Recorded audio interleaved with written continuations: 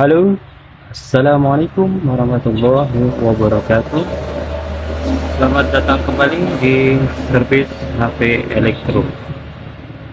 Sobat servis, di depan kita sudah ada kulkas, yaitu kulkas LG inverter, smart inverter. Ini sebelumnya saya sudah pernah review ya di video sebelumnya. Bagi kalian yang ingin melihat, ada di deskripsi saya letakkan. Ini kemarin saya pernah review bahwasannya kulkas ini kurang dingin gitu. Nah, setelah saya cek, itu terjadi pengeblokan di pipa balik dan pipa kapiler, dan di evaporator itu tidak ada bunga es sama sekali. Jadi saya vonis kulkas ini kekurangan freon gitu. Jadi kurangnya freon itu dikarenakan apa, dan yang pastinya itu pasti ada kebocoran ya, itu kita juga belum tahu. Dan pada hari ini saya akan melakukan pemeriksaan di mana letak kebocorannya gitu ya.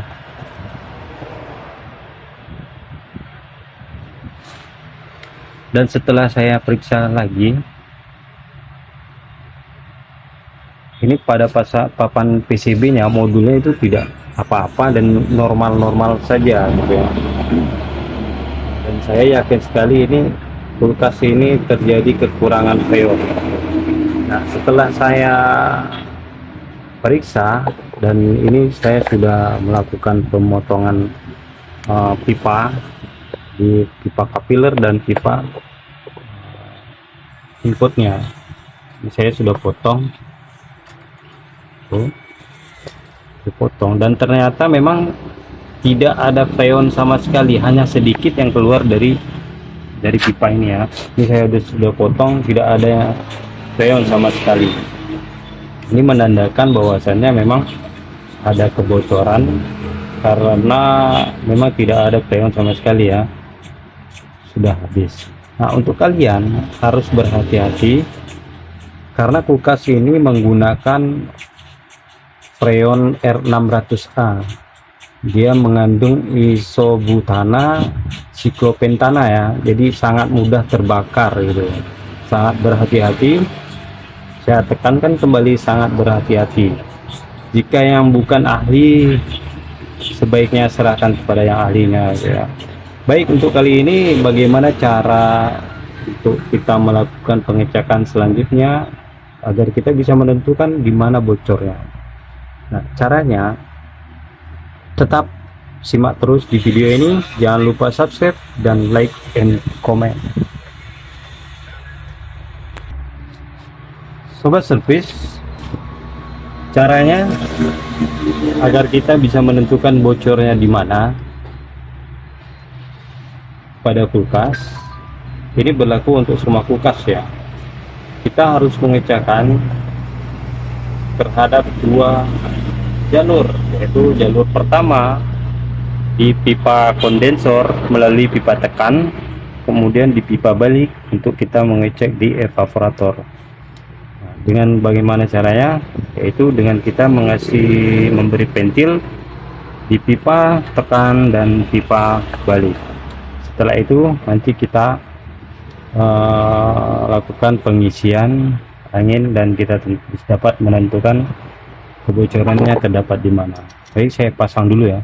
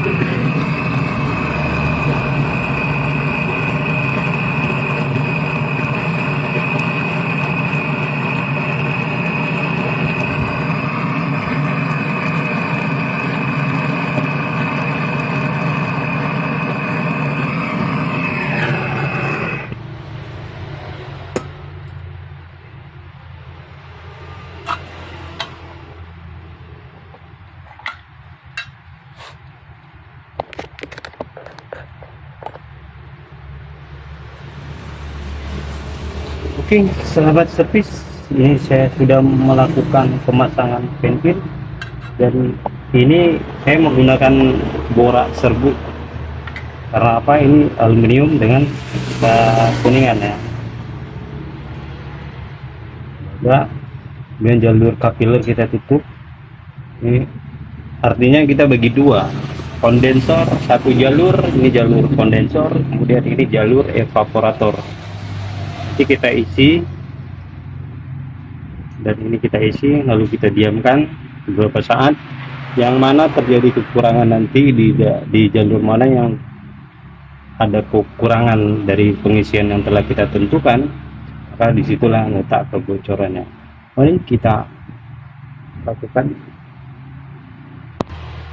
Baik teman-teman, untuk pemasangannya manifold yang berwarna biru itu kita letakkan di jalur evaporator.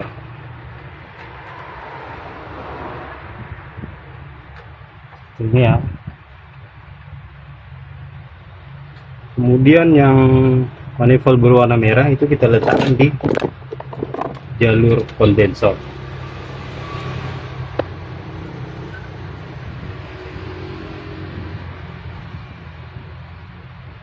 Kemudian untuk input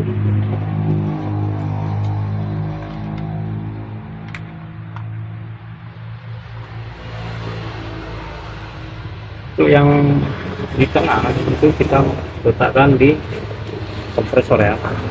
Saya menggunakan kompresor ini, kita isi angin melalui kompresor ini.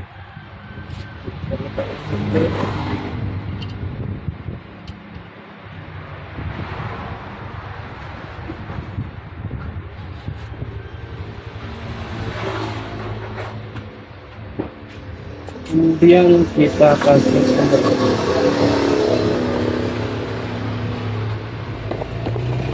Kita lihat ya, ini kita beri cukup ya 100. Kemudian yang ini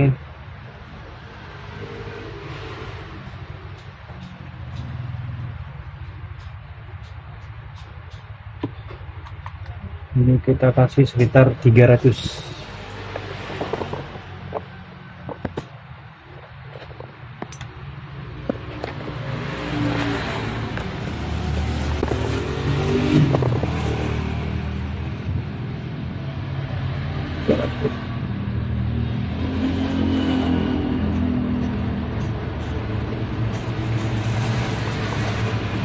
Ya, kita stop di 300, kemudian ini di 100.